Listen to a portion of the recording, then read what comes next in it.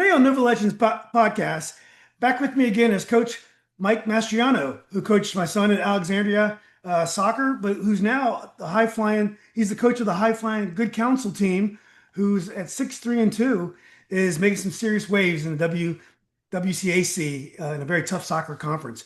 Coach, great to see you. Thanks for doing this. Yeah, no, appreciate you having me on, Julian. Great to see you again. Oh, of course. Uh, just to remind folks, you were one of the hooligans in the University of Maryland crowd years ago that probably is still banned from stadiums from coast to coast.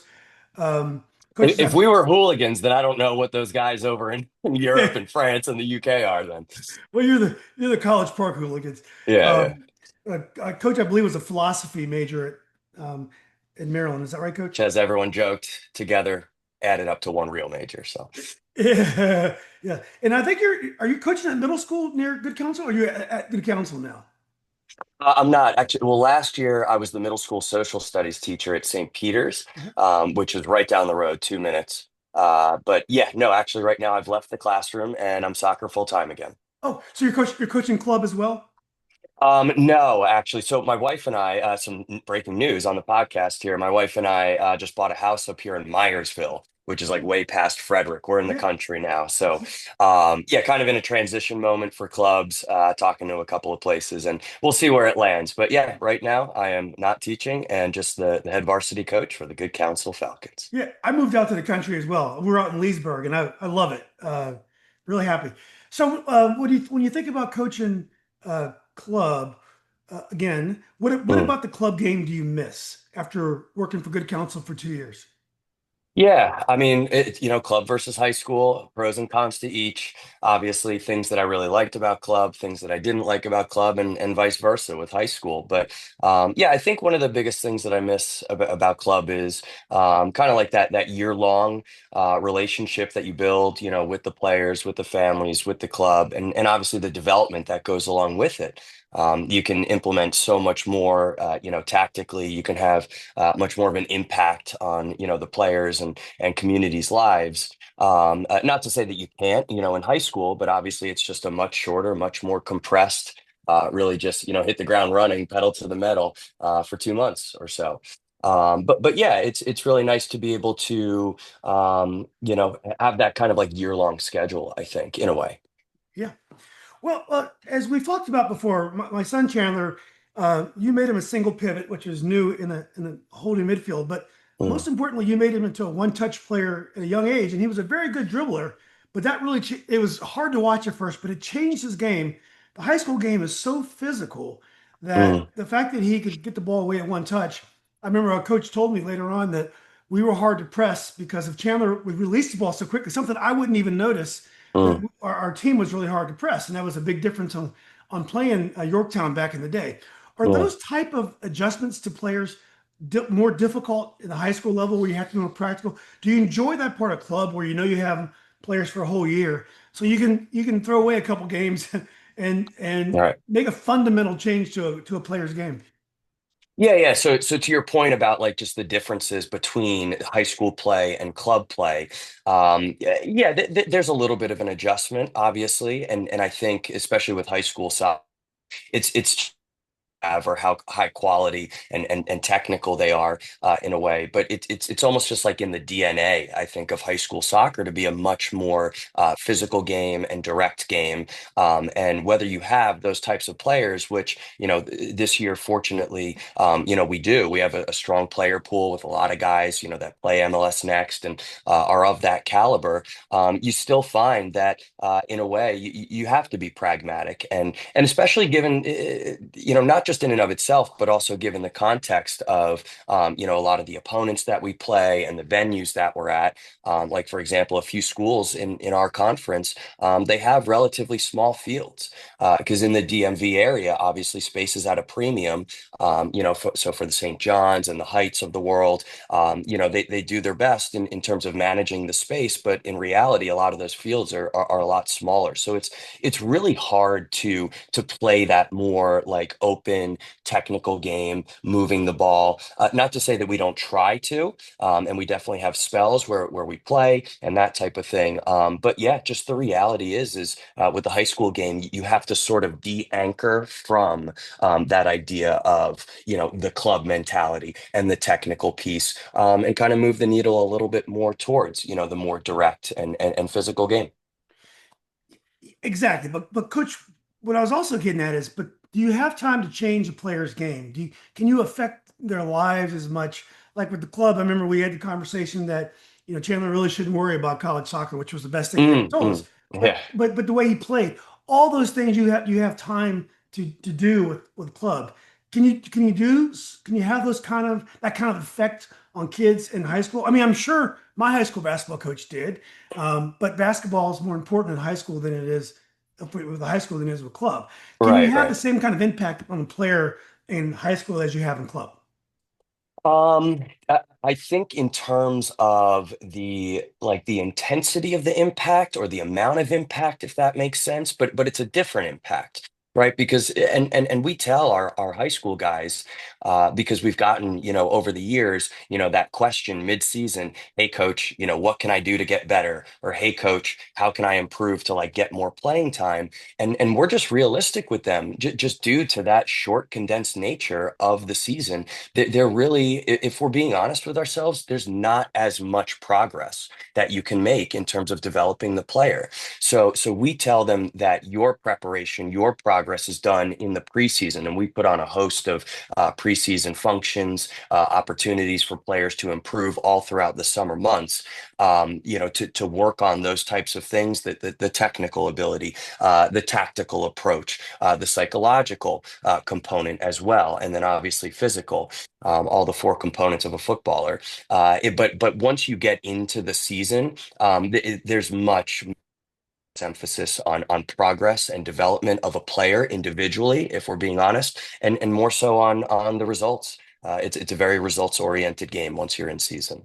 So you really don't see player development, not in terms maybe mental development and raising them to share all the things you do when you're on a team, when you play team sports. But in Mm. terms of player development, that's not really the job of a high school coach, is it? Because you just don't have. I remember at Yorktown again, our coach would manage. He have JV and varsity, but he would move kids up and down, and it wasn't necessarily a long-term plan. He was just trying to find the lineup that would work every year. And Right, he yeah. he may cut a kid into a freshman, knowing he's going to take him back the next year, but he's just not ready for high school. So he really wasn't worried about development. He was worried Mhm. about that year. Do you feel a sense of that as well, or do you try to develop the players tactically and technically as well? Yeah. So again, I still think we do make an impact, and I still think that we do progress and develop the players just in a bit of a different way. Yeah. We definitely take like a holistic approach to these young student athletes, and a lot of the great feedback that we've gotten is, along those lines about developing them as human beings, right? Teaching the life lessons as well. Julian, on the podcast before, I've said it before, and I'll say it again. I just think team sports is should be mandatory for every young person. The allegory to life that it is, and all the lessons that you learn are absolutely invaluable. And yeah, and we develop them holistically at Good Counsel, and I know a lot of other high schools, do that as well. But yeah, the reality is, especially that technical piece, a little bit of the tactical piece, it's a lot harder to do at the high school level. But yeah, I mean, in terms of developing them into our culture, developing them to ingratiate in the community and accept the values that we embrace, and then bring them out into the world as exemplars. Yeah, all of that development is done, within the high school context. So I do think we have a really strong impact on the players, but again, just a different one than the clubs. Yeah. One thing I remember about you as a club coach, you love state cup and you coach differently. Like we would have some pattern runs that we didn't have during the season. You Mm. may change lineup. You really like to prepare for the club for the cup. I'm sorry, Yeah, the, yeah, of the course. cup season. You really Yeah, enjoyed that, yeah, and yeah. it was. I remember one time I said, I don't know what he's doing. This is not going to work. And that was the year of the huge upset. against Arlington, which is Yeah. so epic during COVID. And then we Oh, got to the I final. remember it like it was yesterday. Oh, it Oh, was what a great! what It a was one game. of the greatest moments of my life and Chandler's career. It was amazing. Yeah. But I remember that you loved to do that. You loved to really plan for one match.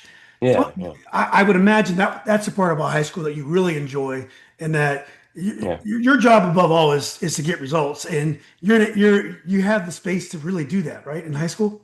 Well, right, of course. And again, another difference between club and high school, and whether it's a pro or con, I don't know. I guess that depends on the subjective perspective of each person. But yeah, in club, right? And another thing that I do enjoy about club is that you do have a lot more room to make mistakes or experiment, that, it's not do or die, single elimination, every single game. So that goes along with that development piece, but just in a different way on the club side.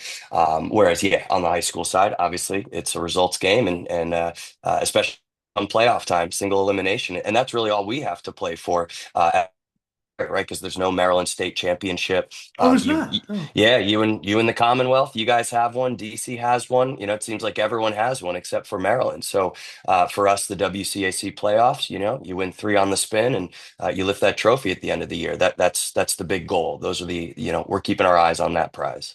So you may play differently every match depending upon the opponent's strengths. Maybe some of your players are in better form. You may change things up. So you may be a different team every game. Whereas club, we played beautiful soccer. We basically played the same way until cup. It's the only time you really change things dramatically. Exactly, right. Because I felt like those state cup runs were, we did have to be pragmatic, and the priority was, winning over development. So for those, again, same thing, kind of like 3 or 4 games, where it's like, all that stuff we learned the rest of the year. I'm not saying throw it out entirely, but let's kind of gear it more towards what is going to get us the results.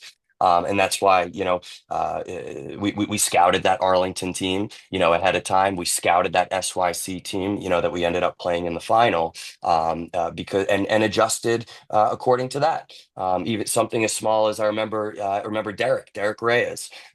He played more so on the right side, Oh, as a winger, as a seven. But for that final, we kind of like shifted him over, onto the left side, because we saw like if that SYC team had a weakness, it was on that right side of there. So we, shifted Derek. Something as small as that, to something as big as, yeah, ASA was obviously big 4-3-3, curriculum, and that was our style of play. But for that team, for example, maybe we needed a little bit more defensive coverage, a little bit more of a 4-2-3-1 type of thing, or whatever. But yeah, for us, that run was about getting the results. Whereas the rest of the year, it's like, yeah, let's keep developing them according to our style of play. yeah, it's very underrated team. There's two players in general. Diego Flores and Brian Ramirez are two Mm, wonderful players yeah, that were such a key part of our team. yeah, And I guess they don't look like what everyone is looking for in players, because when you look on the field, all they do is they make the right decisions. They're aggressive. They're smart. They do everything. mm. They can score. They can play any position. I just love that team. So getting back to good counsel. Oh yeah, sure. For now. Last year, you had quite a few players that did not play high school. Hmm. The fall season is the Yeah, most important part of the club season. So you're going to have a bigger conflict in Maryland than you have in Virginia, where we play in the spring, and the kids they're over clubbed by spring, unless they're juniors and they're worried about trying out for next year. But right, the seniors have checked out a club by the fall. But you're right. dealing with this. Have you, with success, been able to get more of the better players to come out for the team this year? Yeah, so specifically to the point you made there about guys that returned, yeah, we had a pretty large contingent of juniors last year, that were MLS Next players as well. And they kind of looked at it like, look, I got three major things in my life. I got high school soccer, I got club soccer, and I have my academics. And I only have the bandwidth to do two out of those three things. And so, yeah, obviously academics, the most important thing. And as juniors and as players that aspire to the college level, they did have to prioritize the club because not only is, like we just talked about, most of the player development on the technical, tactical side, et cetera, done with club, but also obviously the college recruiting. So they needed to prioritize that. Completely understood. And obviously last year was my first year, and I came in and I knew of those guys, and I talked to them, built a relationship straight away, and just said, hey, I get it. We're here to support, like whatever you guys need. And if you want to come back next year, you're welcome to get involved and join the player pool and try out for the team. But yeah, completely understand not being involved. Now, that said, there were a couple other guys that played for MLS Next, specifically Alexandria guys, who did choose to play, during their junior year. And again, it's to each their own, no judgment one way or the other. And everyone's situation is different. And some of those guys played. So yeah, obviously we have a lot of them this year, and the most important thing is that we do what's best for the student athlete, for that young man. So we're working with each player individually. We're working with their clubs, their coaches, to ensure that there is a balance. And that these guys aren't completely burned out. And again, doing what's best for them. Yeah. It's widely understood that high school soccer is better off in the fall because there's less other sports to compete with for field time. In the spring, you have track and field kind of around the Yeah. field, but you have lacrosse. You just you have baseball going on there, so that brings people to the park. You just have a lot going on. And in the fall, you really only have football, American football going on the Right. fields. So, I think 37 states play high school soccer in the fall, and I think maybe 11 play in the spring, and I think one or two, like California, play in the winter, which I think Right. makes the most sense. But, they have the weather, and the rest of us don't quite. It's getting better every year, I have to say. Uh, Right. um, do you, what do you think? Are you happy with it in the fall? I actually like the spring just because it enables the seniors, especially, to just forget about club and just really focus and go all in on high school, except for the fact we do have conflicts with prom and graduation and AP test, which kind of makes the spring season a little bit tricky. But other than that, I like the spring, but I don't like the way it doesn't line up with Maryland and also the private schools in Virginia. But what about you? What do you think? Yeah, I guess it depends again on perspective. Subjectively, when I was with Alexandria as a club, it was an absolute nightmare, if I'm being honest, to try and deal with, the fall versus spring thing, because we also had private school kids on our team, and I had some ASA teams that were like half and half, right? So you have half of the guys playing in the fall, half of the guys playing in the spring, and obviously that state cup, was played in the fall. Mm. So it just created like a crazy dynamic. And for me, that's a place where I would say that I don't like the spring. But I guess, yeah, given depending on where you're at, maybe it is a blessing to you. So I don't know. But for me in Maryland, I just. And maybe it's because this is what I grew up in. This is what I'm accustomed to. Started my career at DeMatha in 2007, and have been coaching club in high school ever since. But just that idea of you have the fall high school season, right? That's what everyone does. Then the winter, you play some futsal, and then the spring is your regular club season, state cup, and then summer is, summer. So I don't know. I just feel like that's so much more straightforward, and I just really like. I don't know. I like things to be a little more straightforward, I guess. Yeah, absolutely. Consistency. I think if all the jurisdictions played in one season, whether it's fall or spring, it would be a lot easier for the clubs to adjust accordingly. Yeah. At good counsel, you get what kind of kids go to good counsel? That's not one of the wealthier private schools in Maryland, right? It's a kind of the hard scrabble Catholic kids, or what kind of kids do you generally get at good counsel? Yeah, I mean, we have, an intersection of a broad swath of demographics across the board. We're actually now, the last couple of years, became a majority minority school. Mhm. So yeah, the majority of our students minority demographics.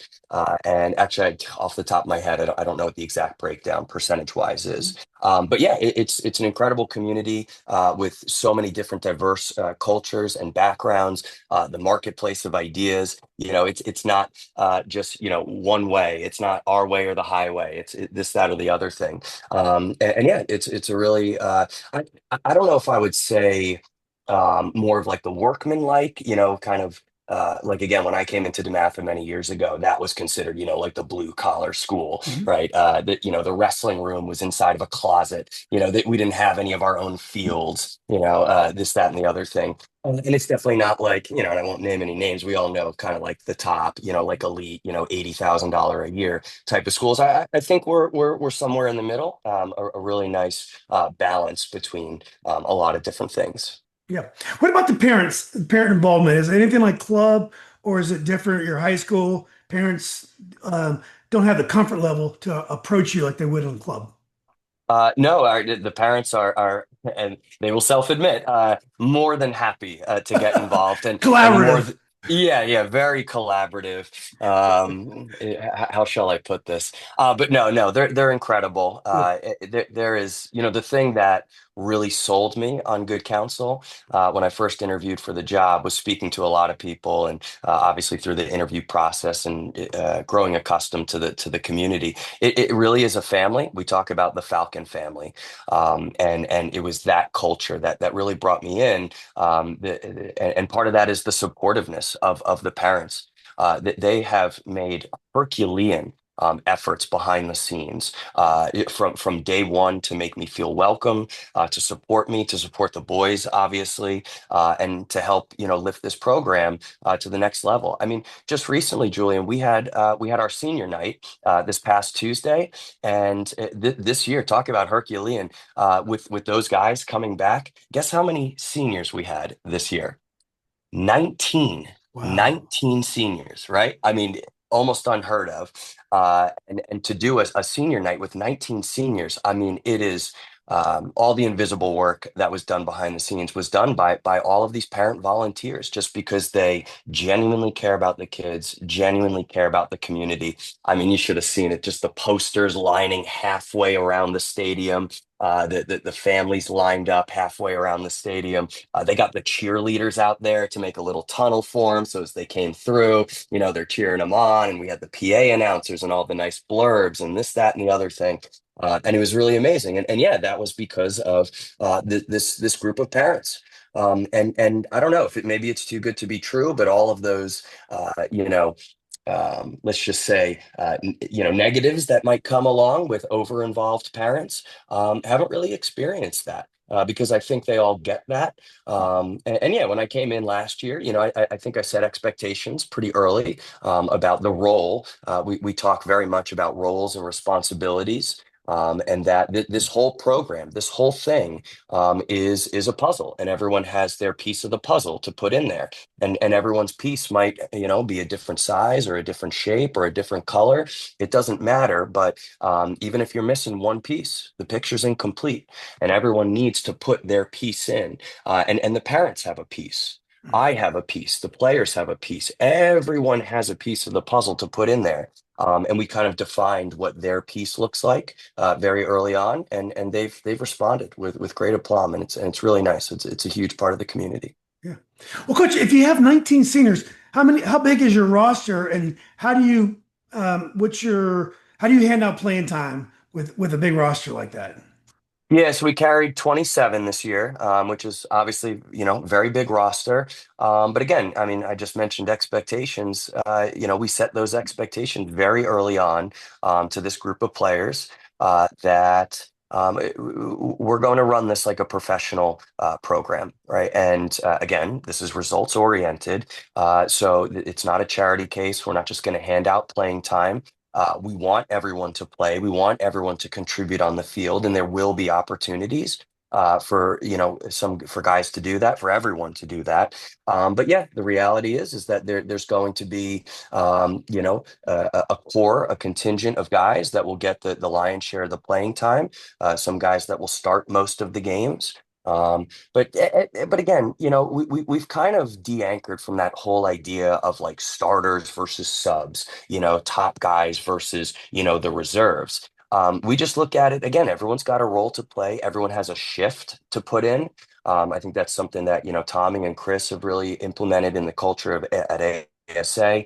We talked about just, putting in your shift, doing your job. And shift looks like, whether it's like 10 minutes of the game where you're a starter, right? Or it's the last 10 minutes of the game where you impact it, a nil-nil tie, and maybe you come in when everyone's legs are heavy and score the game winner, or maybe anything in between. It just doesn't matter because everyone is contributing and everyone's piece is just as vitally important as anyone else's. So, but yeah, I mean, Julian, I take your point, which is that it's a lot of guys and it's very difficult to spread the love. But we just got everyone to buy into that and to commit to that very early on. And we were honest with guys. We told them where they stand very, very early on. And it's like, if this is not something that you want to be a part of, like if this just doesn't jive with you, if this is not what's best for you or for the team, let's just be honest and have an open and direct conversation. But yeah, none of them took that path. Everyone kind of bought into the idea that like I will contribute in some way, whatever that looks like. That's really cool. And coach, a roster size that big is the obviously if you're just worried about winning, you probably keep a smaller roster because that's a lot to manage. But it's part of that you do want to give opportunities for kids to play varsity soccer. So there are some kids that might not win the WCAC with a banger from 20 yards, but they could be part of something special. So do you feel Mhm. responsibility to have some spots so more people can play varsity soccer? Insofar as, again, it's not like a charity case. I'm not just giving these spots, because I feel bad for the kid or anything like that.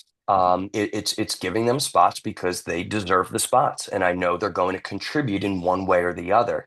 I have no problem pointing out that we have a couple of guys that have, barely played a handful of minutes this year, and we knew going into it that they would play, barely a handful of minutes. But they are, call it what you want, glue guys, team spirit guys, whatever you want to call it.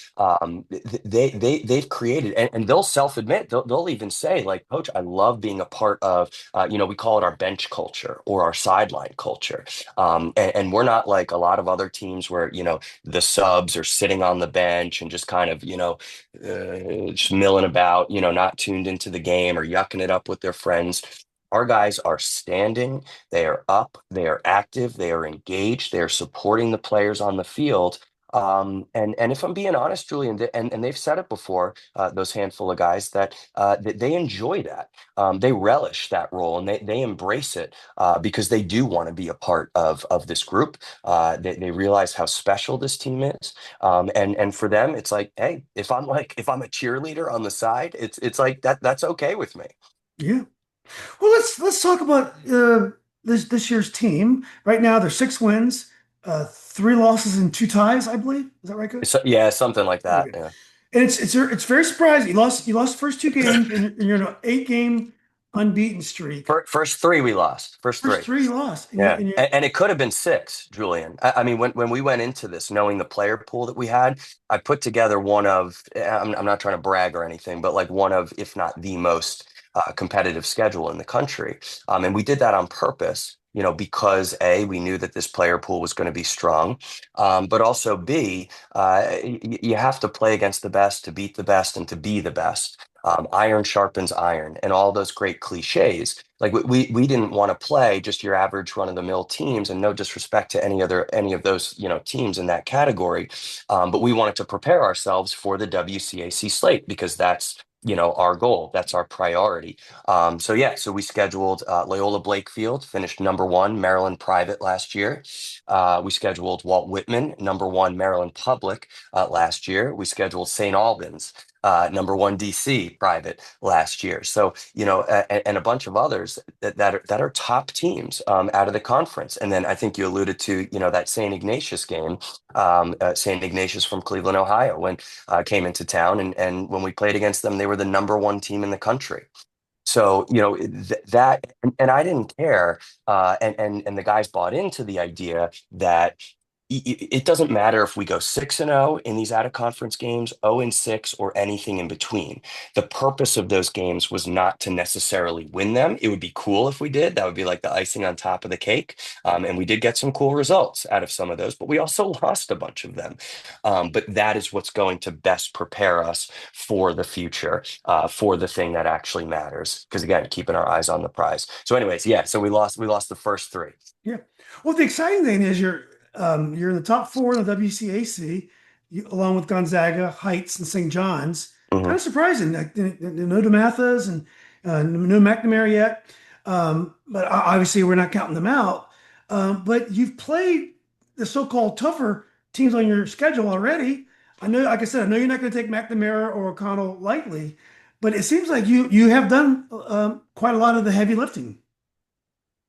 I guess you could say so. Yeah, and actually, a lot of that front loading was because we were supposed to play Gonzaga with the last game of the season, but Hmm. because of that St. Ignatius fixture, all the scheduling stuff behind the scenes, we had to bump that up to what was it, like our second game or third game of the season, which. If you want to do a drill down a bit deeper on that one, that's a great story of that game. Incredible, incredible game. But and actually now I'm losing my train of thought here. Oh, right. Yeah. So No. we, Yeah. we Yeah. yeah, we front loaded that. And yeah, again, that kind of just played into our approach of playing very difficult teams and not backing down from any competition, any challenge. And yeah, we won some and we lost some. And yeah, against a lot of those top teams, St. John's, we went to their place, what was it, last week or 2 weeks ago, tied them 1-1. And then yeah, the Heights. We went to them last Thursday and got a really nice last minute win, 1-0 over them. So and Gonzaga, of course, that game we lost 2-1, which is the tale of two red cards, Yeah. plus a couple other things. But yeah, we don't have to drill down on that if you don't want. Well, when you look at McNamara and O'Connell, and O'Connell, I know O'Connell had a lot of graduation, and one Hmm. kid went up north to play MLS Academy, and Hmm. McNamara, it's always tough. I'm not sure if they had the same coach, but he's a really good coach if they do. Um, are those teams that could be in the top four, or are you not surprised that they're kind of mid-table this year? Yeah, no, I mean, look, the only constant is change, right? And the WCAC being as competitive as it is, you're just always going to see some flux. I mean, you mentioned DeMatha. I spent 10 great years there with that soccer program, and obviously we experienced a lot of highs, including a national championship in 2011. But yeah, it's ebbs and flows, man. Programs are strong for a couple of years, then they decline for a bit and go up and down. So insofar as that, it doesn't surprise me, but that's not to say that any of these teams are weak, or anything like that. We constantly preach to these guys that we don't look ahead and we don't look past any of these opponents. And speaking of McNamara, we've got them today at their place. What is it, 3:30, something like that, 4 o'clock. So I'll be hopping off with you and preparing and taking a long drive down there later today. But yeah, we don't look. They're going to be a fantastic test. Obviously, O'Connell with what Chris has done over there, built the culture with them, and just an incredibly strong program. And I don't care if they've graduated a bunch of seniors or a key player or lost this guy to MLS next. They are going to be a challenge. And again, we're not looking past anyone, not looking ahead. We preach to the guys, just win the day. I'll give a hat tip to Tim O'Donoghue at Navy men's soccer. Had a nice. Um, I'll take that one out of his book. Win the day and just go 1-0. That's it. So today we're looking to win the day and go 1-0. Does McNamara have the same coach? I'm not sure. African American guy, kind of red hair, Mark. Yeah, Mark. Mark. Yeah, but I'm not sure, Julian, because on their website they have Mark listed as their coach. I'm not sure if that was the guy that I coached against last year. He had like a hat and glasses on, sunglasses that he wore for the whole evening. So I didn't. I'm not sure. But yeah, like they've changed the program around, and last year they were a fantastic side. Another great story. I'll do a quick side out on that one. We played them them at home. And it was a great back and forth game. It was like 2-1 us after the first 20 minutes or so. And I mean, free kicks, banging off crossbars and posts, fantastic atmosphere. And just unfortunately, their goalkeeper goes up for a save. My player's running past, kind of does the thing, block the goalie, delay them from punting out, and their goalkeeper, punches my player in the head.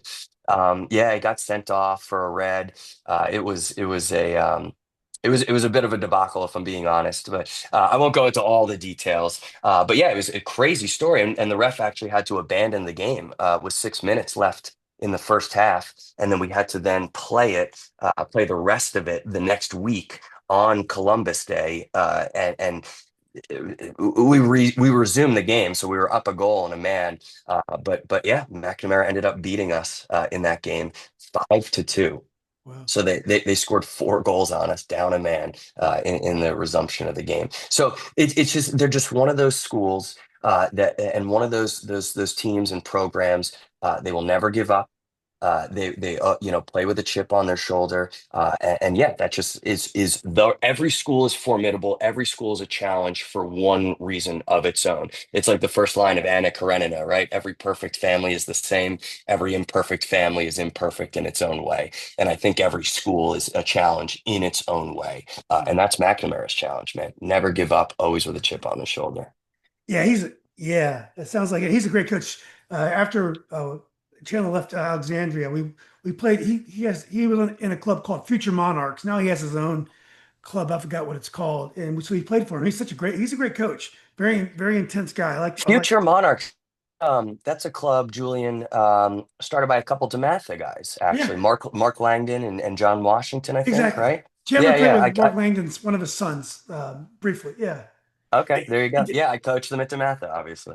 Yeah, it didn't work out for us because we could sense that all the kids are going to be missing stuff in the fall, and then in spring when Chandler's doing high school, they're all going to it's going to be like reverse Sam. Remember Sam from Chandler's team? Oh, yeah, He yeah. played he played high school in the fall, so he was always busy, and then in the spring he's there by himself because all the kids are playing. So we didn't want to be in that Right. situation. But hey, coach, when you were talking about the intensity of that game, when I invited you out to a Washington Liberty Yorktown game years ago when Oh, Chandler was yeah, playing. yeah.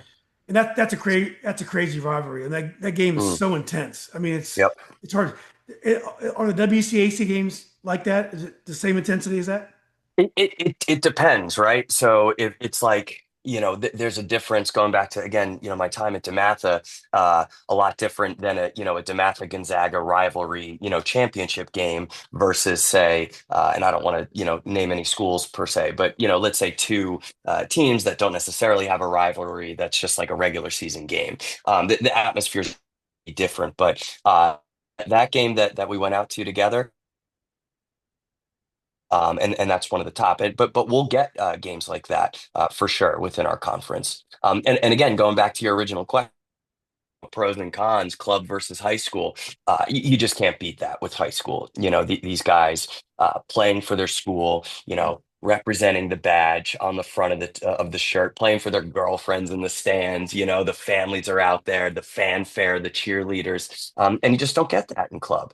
So yeah, definitely another pro, the high school game. Oh, love that. Yeah, I still follow the local game and Washington Liberty. I mean, they're completely different kids than when Chandler was playing.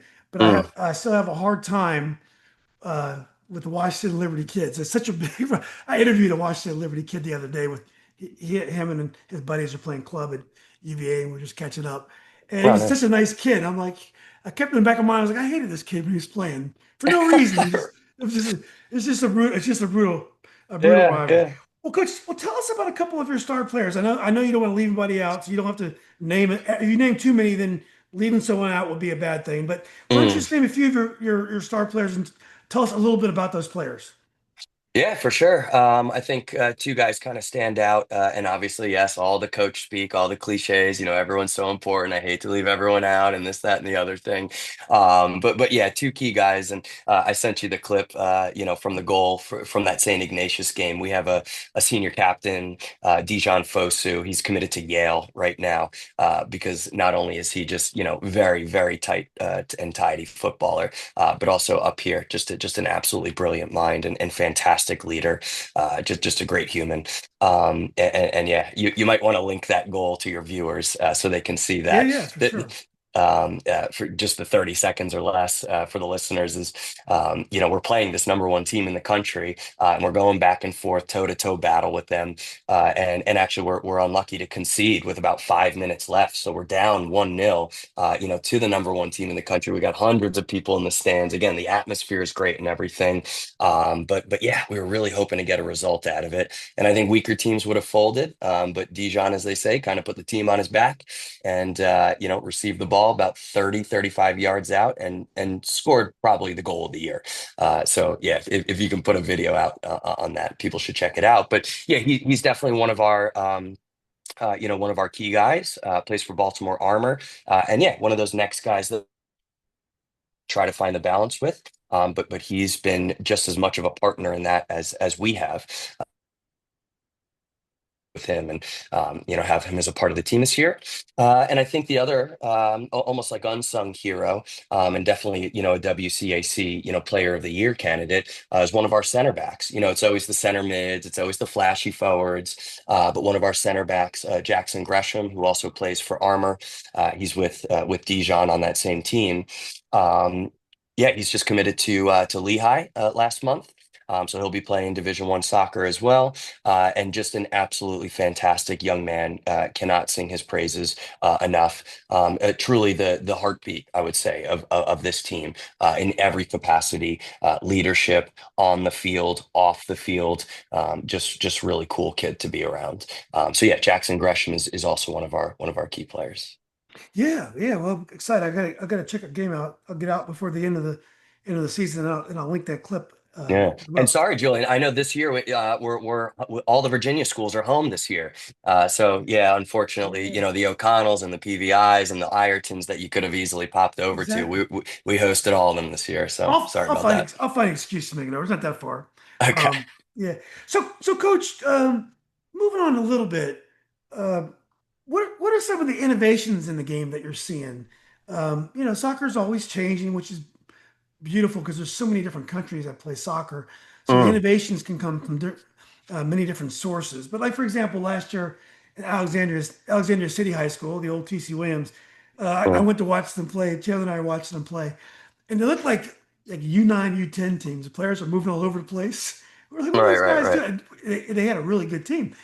So I was talking to Ozzie Jimenez, he's the assistant over at O'Connell, and some of the other coaches, and they're like, no, that's strategy. They're trying to load you to load one part of the field and get you to commit or blah blah blah whatever. It's some kind of strategy, and the coach from ASA Alexandria Felipe is a big Yeah, proponent yeah. of that, and they were bringing Well, that to the it's called relationism, and it's kind of like a new tactic in the professional game. You're not going to see that in high school.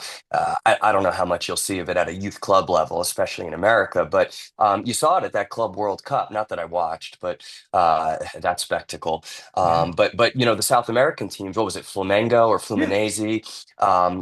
They it threw something at Pep and City, that he really wasn't ready for, and the idea is, wherever the ball is on the field, relational to that, right? You want to overload and just have more players there, right? So the build out, the creation phase, all of those things are less about, what Pep taught us, that this third, you do what I tell you, positional, right? This role for this player. Right. And you do it according to a T, almost like mechanical, like a machine.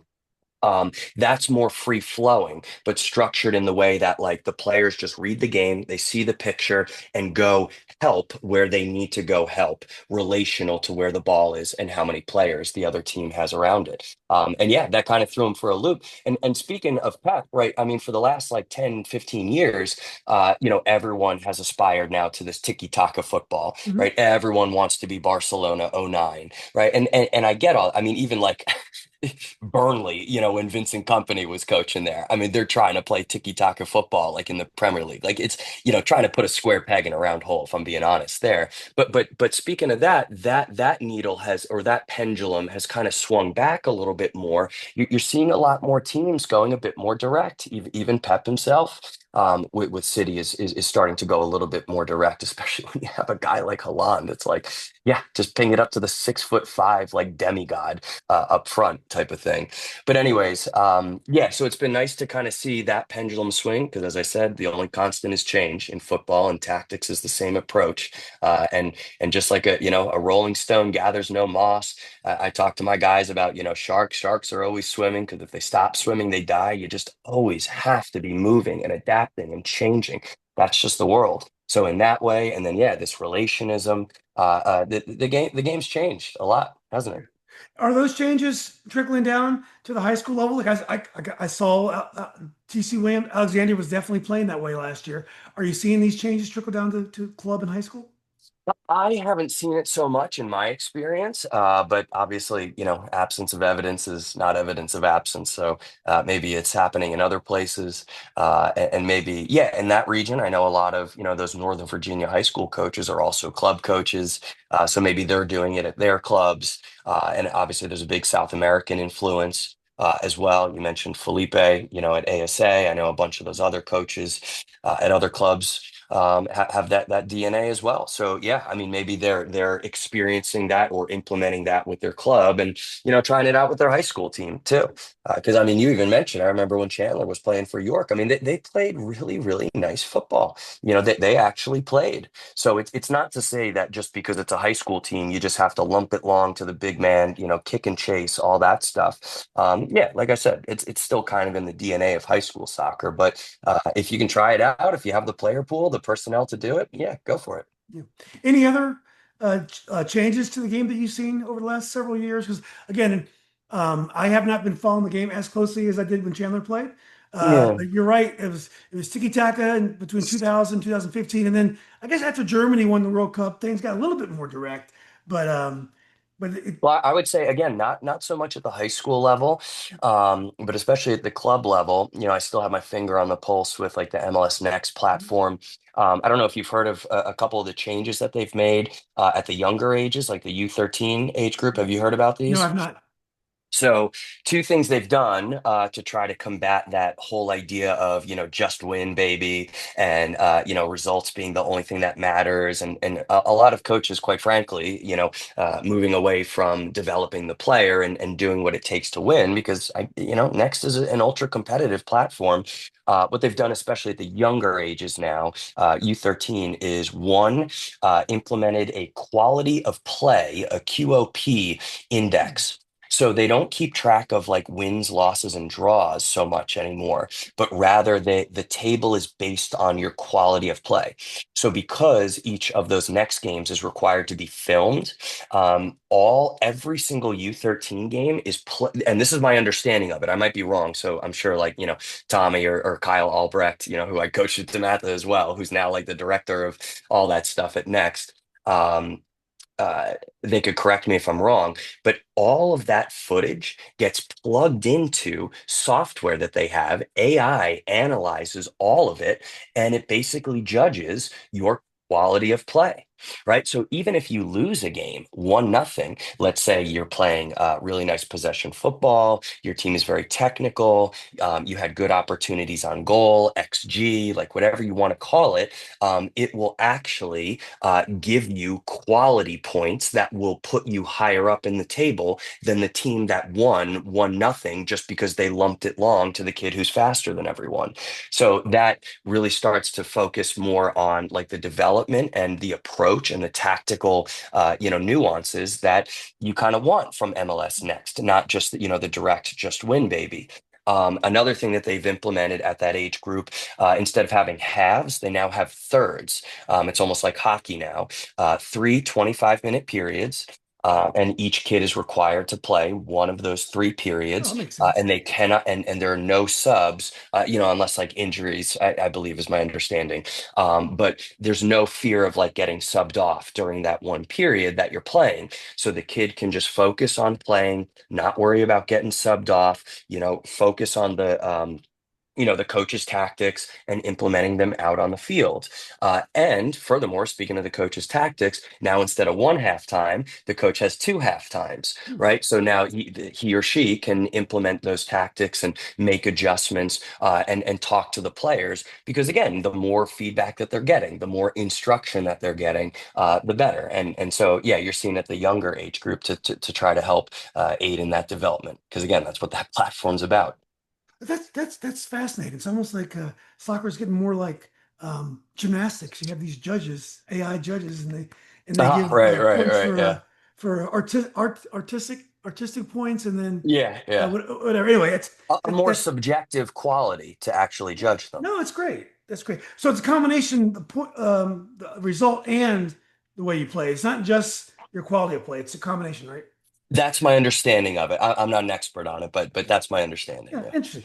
All right, well, I know you're passionate about the U.S. team. Let me just make sure. Oh boy, this is where we have to end the interview. I'm sorry, Eh, Julian. I think I've got to go. Exactly. I just don't want to be pessimistic on your podcast. Well, it's funny. I thought with Pochettino, I'm an Arsenal fan, and he did a great job with Tottenham, and Oh, I um, know. I forgot where he was before. Where was he before? He was in where did he come He was from? at Sunderland, Sunderland. before Spurs. Then he brought Spurs brought them to the Champions League final with Son and Kane. Absolutely outkicked his coverage on that. Then PSG, PSG. That's right? right. That's Yeah, right. afterwards, and then yeah, now Yeah. here. Well, I thought he was a can't miss because his teams play really hard. He's an inspirational guy. He seemed like he would fit within the American ethos in terms of the type of players he would get. So when they hired him, I was actually optimistic. But it has not been, quiet waters, still waters, or whatever. It has not been easy, and we're still struggling. Where are we as a national team, and what kind of marks do you give to Pochettino? Yeah, to be determined.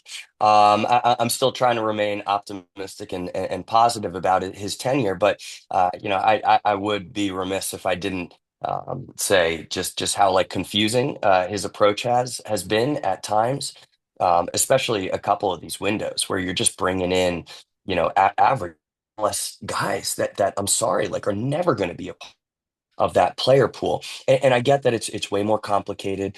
I get that, he knows way more about it. I probably know a percent of a percent about what's going on behind the scenes, and his conversations with guys like Christian Pulisic, et cetera, which by the way, like stuff like that, I was fine with him taking a window off. Landon Donovan needs to kind of pipe down a little bit with stuff like that, especially coming, that's like pot calling the kettle black there. I mean, he took a year hiatus for crying out loud. Okay. So like, I think we're just in this era now where everyone's chirping about everything. And I think people just need to pump the brakes a little bit. But yeah, it's some of the decisions have been really strange to me. I do like how he has established himself as the authority.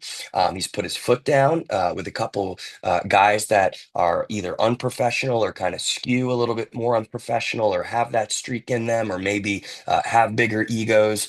I won't name names there, but yeah, it's about bringing the player pool together and getting them to play their best come World Cup time next. What he said is the goal ever since the beginning. So now that he's starting to, bring those top players back into the fold and really start to gel the group together, I'm maybe a little bit more optimistic. But yeah, I don't know. To be determined. Like just like a record. Yeah, I'm a big music guy. I don't think you can judge a record until 10 years out. I don't think you can judge like a presidency until you truly see how it's impacted the world after they've left office and that type of thing. I think people are so quick to judgment, but it takes time. You have to see how it marinates and how it plays out. Yeah, well, that's good analysis, Coach. Last question. Um, what if you had to bottom line it, say it and state it simply? In your mind, what is our challenge to be a next level national team? I mean, we've been pretty good for a while.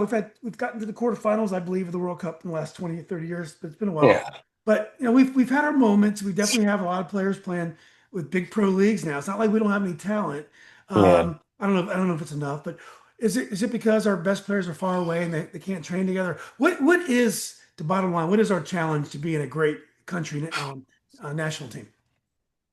Yeah, I think if anyone knew the answer to that, they'd be a millionaire right now or in charge of U.S. soccer. I don't know, but just my layman's opinion is, yeah, I hate to say it, but I think the pay to play club game is one of the biggest, if not the biggest thing that's holding us back, Julian. Look, we have a country of almost 400 million people.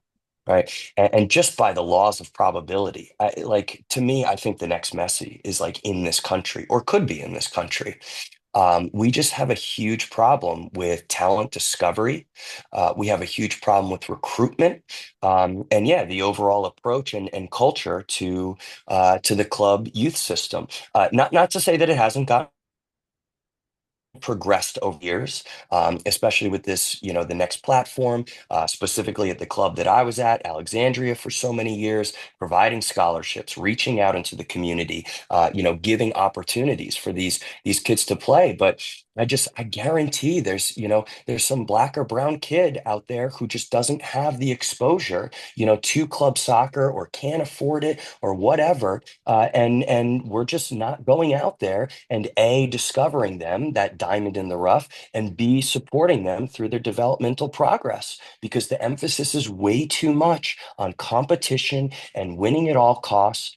In this ultra competitive capitalist country of ours. I mean, it's got so many pros. America is an incredible country for so many reasons. But yeah, I think that's one of the cons, and that trickles down to the club game.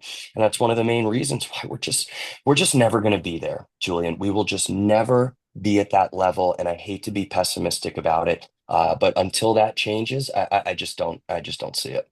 Yeah. Well, Coach, you just your optimism and the last few moments of the interview waned, and Yeah. but you Yeah, put let's end this thing on a high note. yeah Come on. you put up a good fight. Well, high note is you got a big matchup against McNamara today. Best of luck.